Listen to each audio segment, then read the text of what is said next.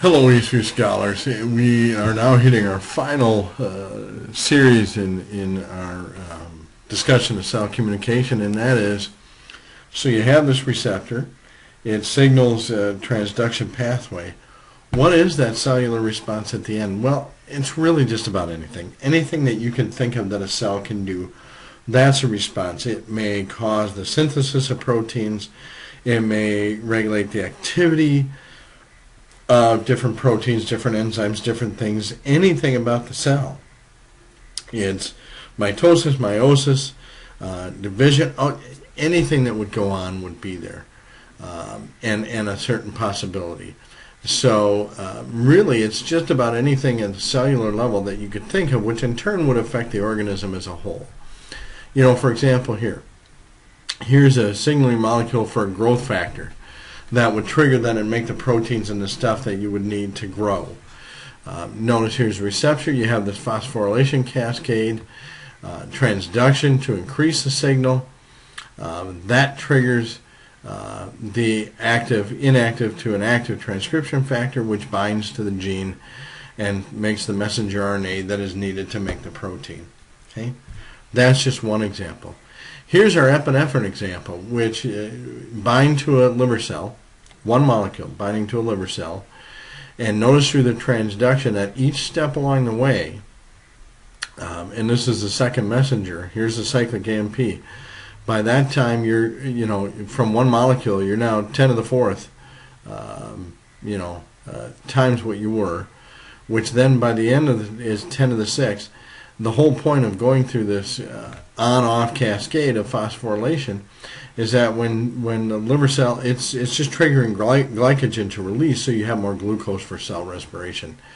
This will be triggered during the fight or flight sympathetic response.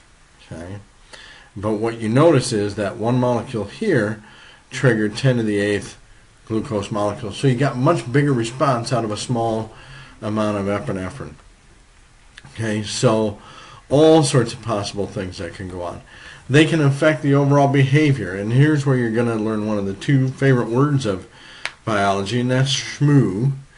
Okay, let's go back to our yeast cells. Here's our yeast cells, and we talked about mating and looking at mating of yeast cells, single-cellular organisms, as part of teaching us about cell communication and signal transduction and everything else.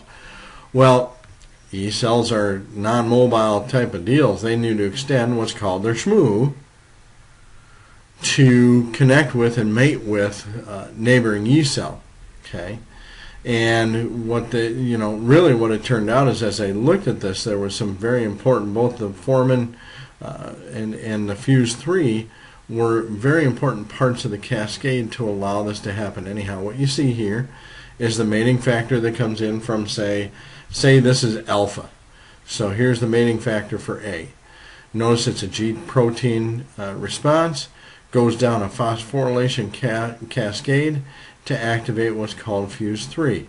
That floats to the plasma membrane, activates a protein called foramen, which is a microfilament that will extend and initiate the growth of that smooth protection. Without either the fuse3 or the foramen being activated, nothing happens, as you can see. Okay, so just about anything you could think of that a cell might do is going to be activated by some sort of cell response. Now, that's not an on-off switch. There's fine-tuning of the things, and when you're fine-tuning that response, you have to consider four things: the application, the specificity, the efficiency of that response, and then ending the signal. Which we don't spend a lot of time on, but really termination of the signal comes down to a lot of times to then concentration of substrate, etc. Anyhow, signal amplification, we just saw that with the epinephrine in liver cells. Okay, at each step you activate it much greater than before. The specificity is what I want to look at here, because epinephrine will trigger a liver cell to do one thing, a heart cell to do another. So you've got the liver cell kicking out glucose, so you have that energy in cellular respiration to respond in that fight or flight response. What the heart will do, though, is contract and get a more rapid heartbeat.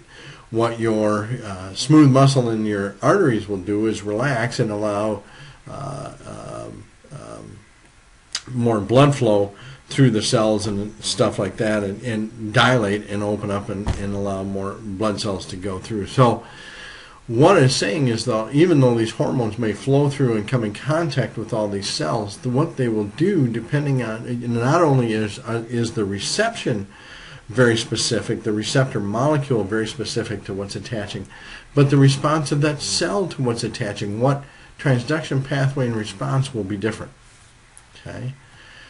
So, and here we see, here's many different things. Here's the signaling molecule, here's the receptor, and you get this response, a single response here. You may get a receptor that causes a couple of separate responses, two things that we've seen that before. You may get a little cross-talking between two pathways to get the response of two different receptors. Okay. You may get, as we talked about with the epinephrine liver cell and heart cells, you may get a different response depending on the cell. So it's very specific. The response is also very specific to the receptor that is activated and the specialty of that cell.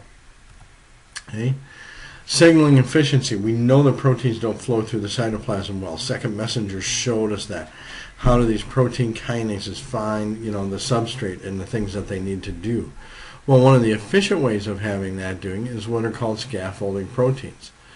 And this is from a mouse brain. You can see the signal came in to the receptor, and here you have 3 different protein kinases. So as this activates, you can activate multiple different kinases, or to do the job is essentially the idea. Okay. Termination of the signal, that really comes down to concentration. Okay. And we've seen before the enzymes can also dephosphorylate, phosphorylate, dephosphorylate. The key of terminating of the signal is all of these signal transductions have to be rapid. They can't be long, drawn-out processes, because you want to be able to reuse this stuff again. So even in a phosphorylation cascade, you're activating, deactivating, activating, deactivating right away. This is not a long process. Again, it explains why second messengers are great, because they move at much more rapid rate. Okay. One of those responses, or one of those termination signals we're going to talk about, is apoptosis. That is programmed cell death. Whether it's a mutation or something in a developing cell, or whether it's just that time that it's time for that cell to be replaced, whatever it might be. If you think back to the electron transport chain and cytochrome C in that pathway, it helps in cellular respiration. But as you chop up the cell and that stuff gets part of the cytosol, then it becomes one of the signals for triggering apoptosis. Okay, which you can see here. Here's your other favorite word, is what you see is the formation of blebs, they're called, as basically you're internally breaking down packaging into vesicles and digesting the cell. Okay, and here you get an idea of how this works. Again, it's a pathway. Here you go, and a controlling factor here is the SED9, inhibiting the activity. Here's your, basically they're called cell death proteins. They're inactive. Now the signaling molecule comes in, that's going to become inactive. Those will then become active, the SED4 and the SED3. They will start that cascade of proteases, nucleases, and stuff to not only destroy the internal organelles and package them up, but form the blebs. Okay?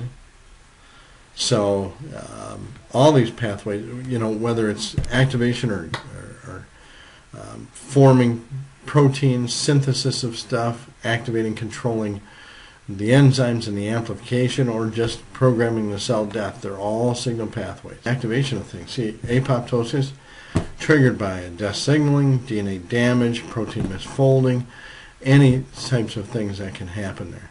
Okay. Also in early development, here you have a little mouse paw. Okay. And this is humans, this is mice, this is anything with these digits.